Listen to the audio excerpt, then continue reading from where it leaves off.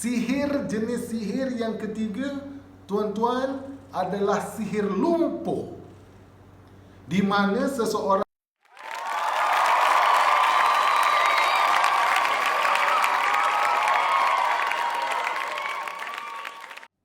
Assalamualaikum warahmatullahi wabarakatuh.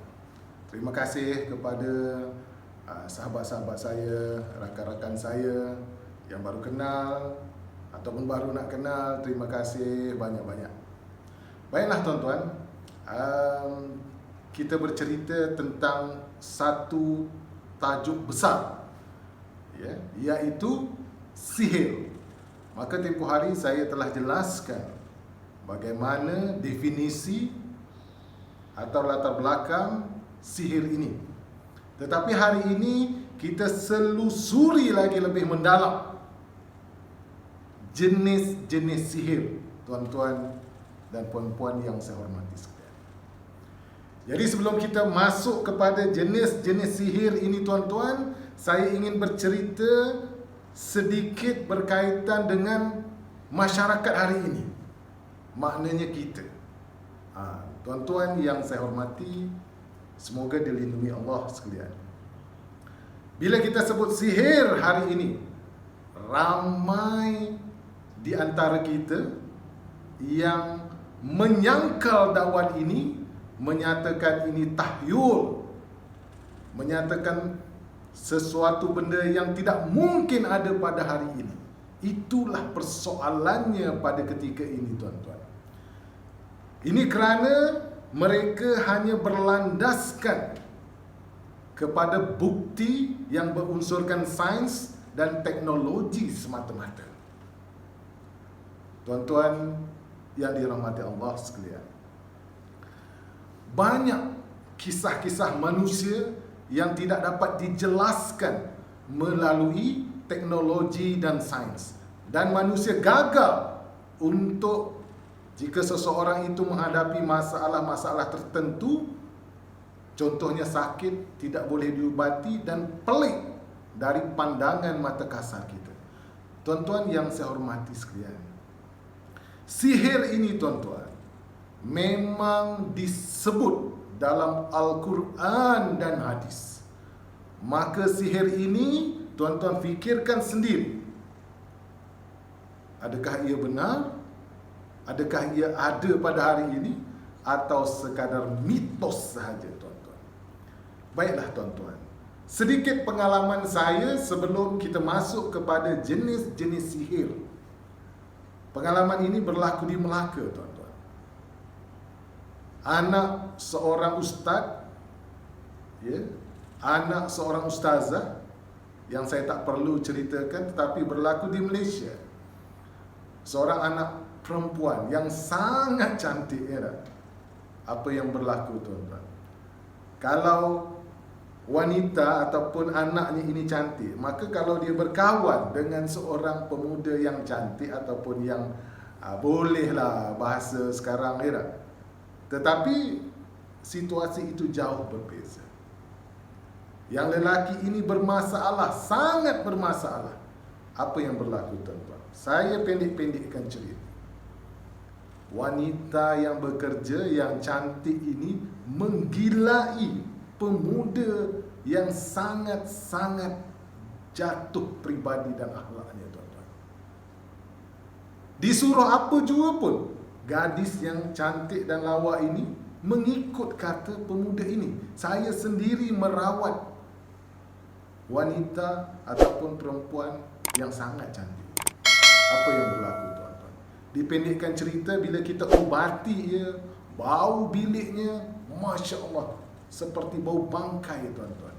Rupanya bila kita selidiki, ada sesuatu benda yang pelik yang telah ada di dalam bilik wanita atau gadis cantik ini. Persoalannya bagaimana benda ini boleh berlaku, boleh ada di situ, dan bagaimana wanita ini, gadis cantik ini, boleh menggilai lelaki ini, sehingga kan satu tahap yang tak boleh diterima oleh akal fikiran manusia, di mana dia menghantar gadis ini dan dia bagi tahu kepada ayahnya seorang ustaz dan emaknya seorang ustazah tadi, kau ambil balik anak kau. Begitukah caranya, tuan-tuan? Jadi ini sesuatu yang di luar kotak fikiran manusia.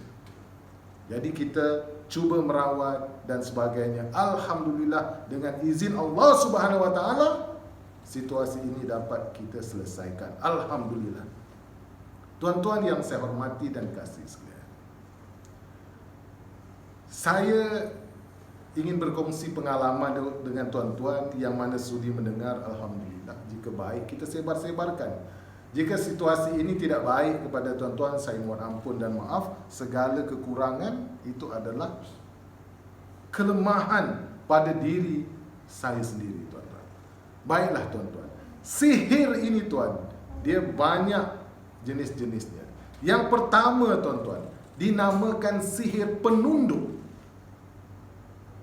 Di mana, tuan-tuan? Kalau seseorang itu, mangsa sihir ini terkena sihir penunduk ini, menyebabkan seseorang itu merasakan rangsangan nafsu yang tidak normal, ya, kepada individu yang lain. Maksud saya ialah ianya dikuasai dari segi rohani dan jasmani tanpa disedari, tuan-tuan. Mangsa sihir ini, tuan, kalau terkena sihir penunduk ini akan sentiasa teringat, akan sentiasa rindu, hari-hari nak jumpa dan sebagainya, tuan-tuan. Ini di luar batas normal akal manusia, tuan-tuan. Jadi, tuan-tuan, sihir penunduk ini, tuan-tuan, kalau kita perasan ataupun tak perasan secara langsung atau tidak langsung, benda ini bagi mereka yang merawat perawatan Islam, perubatan Islam akan menjumpai situasi ini. Soalannya, mengapa situasi ini berlaku? Maknanya, dia mengukuhkan bukti bahawa sihir itu wujud pada hari ini. Tuan-tuan yang saya hormati dan kasihi sekalian, jenis sihir yang kedua, tuan-tuan, yang popular, mungkin tuan pernah kena, ataupun saudara, ataupun adik, ataupun orang sekampung, ataupun pernah jumpa. Apa dia, tuan-tuan? Pukau. Pukau, tuan-tuan. Kalau kita tengok cerita P. Ramlee juga, ya, saya terlupa apa tajuk, ya. Tetapi bila dia tiupnya sahaja pasir itu, maka orang semua tidur, tuan-tuan. Enak. Itu dari segi filem. Jadi kita tengok dari aspek adakah sihir itu, jenisnya pukau itu wujud. Tuan-tuan yang saya hormati dan kasih sekalian, hari ini sangat banyak kes-kes popular di masyarakat kita. Apa dia, tuan-tuan? Di mana seseorang boleh menyerahkan emas, rantai emas di tangan, dibuka dan dibagi kepada orang itu. Ya, duit yang ada dalam simpanan dibagi kepada orang itu. Dan satu tahap kadang-kadang apa yang ada di badan semua dibagi kepada orang itu. Bagaimana situasi ini boleh berlaku, tuan-tuan? Bukan mudah untuk kita minta, cuba kita jumpa, contohnya ya, Makcik Leha, di mana di pasar kita minta, Kak, oh Kak Leha, saya mintakan emas tu. Ada dia bagi, dia bukakan di tangannya dan diserahkan kepada kita. Tak mahu, tuan-tuan. Mesti ada sesuatu yang boleh menguasai Makcik Leha ini untuk dia menyerahkan wang, emas dan sebagainya, tuan-tuan. Jadi cerita ini sangat popular, tuan-tuan. 5 tahun kebelakangan ini, cerita ini boleh dikatakan setiap minggu ada, di mana mereka menceritakan mangsa pukau, mangsa tipu daya dan sebagainya, tuan-tuan. Mangsa pukau ini, tuan-tuan, dia akan menyebabkan seseorang hilang diri dan berada dalam keadaan luar sedar. Maknanya ada sesuatu, ya, yang boleh seseorang memukau itu, menguasai mangsa pukau itu dari segi rohani dan jasmani. Pukau ini, tuan-tuan, kalau kita selidiki, masih ada lagi pada hari ini. Buktinya, ada orang bercerita di utara Malaysia, di tengah Malaysia, di selatan Malaysia. Cuba tuan-tuan fikirkan situasi ini. Jadi ini bukti kedua menyatakan bahawa sihir itu, tetapi disebut dalam bentuk-bentuk sihir atau jenis-jenis sihir yang berbeza. Maknanya situasi ini adalah bukti bahawa sihir itu masih wujud pada hari ini. Jangan pergi jauh, di Malaysia. Hari ini kita menghadapi satu keadaan di mana pelbagai penyakit terkena kepada badan kita, kepada saudara kita, kepada orang kampung kita, kepada kenalan kita.